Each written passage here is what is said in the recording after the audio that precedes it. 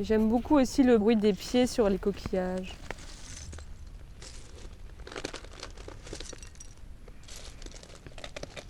De manière générale, j'aime beaucoup les bruits de vent, les frottements sur les vêtements, toutes sortes de sons qui font entendre des matières en fait.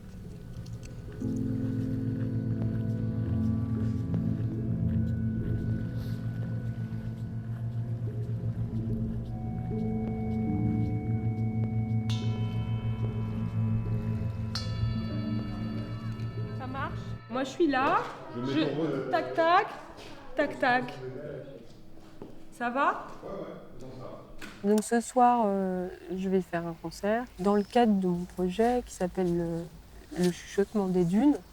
Quand il y a eu l'appel à projet, je venais de m'installer ici. Et après 2 ans de confinement, je me suis dit que j'avais envie de découvrir, de partir à l'aventure chez moi. Alors la première idée qui m'est venue en marchant beaucoup ici, c'était l'idée de se poser la question de qu'est-ce qui fait ressource avec le changement climatique, etc. C'est, je pense, une question que les artistes doivent se poser aussi. Et je me suis dit, tiens, une des choses qui m'inspire le plus et qui est finalement peut-être une des ressources dont j'ai le plus besoin dans mon travail, c'est le paysage. Et c'est en l'occurrence ici la dune. Et du coup, je me suis dit, tiens, si une partie du budget de mon projet servait directement au Conservatoire du Littoral, qui avec ce budget-là achète une dune en plus, et de le garder en commun et que cet espace soit dédié à l'écoute. Et en fait, le dispositif ultime, quoi, finalement, juste on s'assoit et on se rend disponible à ce qui nous entoure. Ça, c'est un son que j'aime énormément, les petits gravelots. Ils font leur nid dans les dunes. Ils ont ce son très électronique. Quand on observe les gens, quand ils viennent ici, ils sont juste dans quelque chose de très simple, quoi. Aussi simple que juste marcher gratuitement, sans rien faire d'autre que juste être là. Voilà, comme typiquement ce couple-là, ils marchent en se donnant la main, c'est beau, quoi. Et j'aime beaucoup être dans vraiment juste ce présent intemporel qui pourrait être il y a 300 ans, comme dans 300 ans. À partir de là, par rapport à la question de l'écoute, je me suis dit oui, mais tiens, ce serait pas mal qu'il y ait une sculpture qu'on ramène dans cette dune qui marque ce paysage, un peu comme une borne, avec un trou au milieu. Je pensais beaucoup à l'oreille, au tympan, évidemment à l'œil aussi. Et le spectateur, le marcheur, le baigneur, le pêcheur, il va passer et soit remarquer, soit ne pas remarquer cet élément en bois. C'est ça? Là, elle est très bien. Tu vois, on va remonter de l'autre côté. On va faire des vagues qui tombent plus bas, quoi. Ici, il y a une des choses qui est le plus exposée, c'est les aquarelles. Et oui, ça peut être considéré comme ringard, mais je trouve qu'il y a aussi quelque chose d'extrêmement beau de ce souci du temps que c'est de faire une aquarelle, de se connecter à un paysage par l'aquarelle.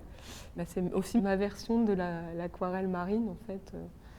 Et j'adore les déchirer, ça fait plein de bruit. On se disait, je vais jouer au milieu. Je vais mettre par exemple le gong là, l'ordi là, les bols ici. Tu peux faire des gongs pour comparer? Ouais.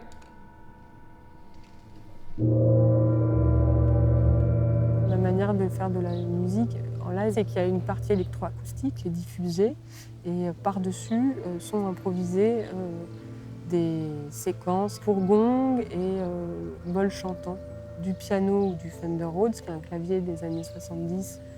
Les textes, ils sont toujours improvisés et ils apparaissent un peu comme des visions. Ça marche.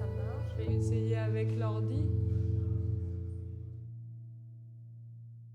J'ai travaillé en marchant, en regardant, en dessinant, et ça a donné lieu à une pièce sonore que vous pourrez écouter dans la pièce du fond, à une série de dessins dont certains sont montrés ici, et à une installation en soi, et à un concert, voilà, tout simplement.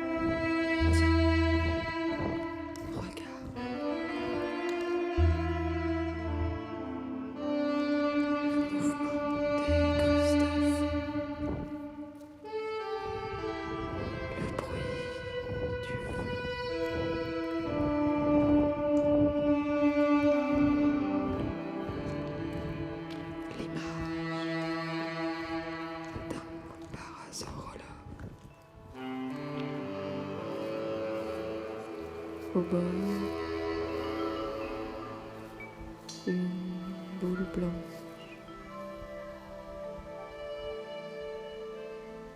Souvent, quand on fait une exposition ou un concert, ou bah voilà, le moment où c'est fini, c'est fini.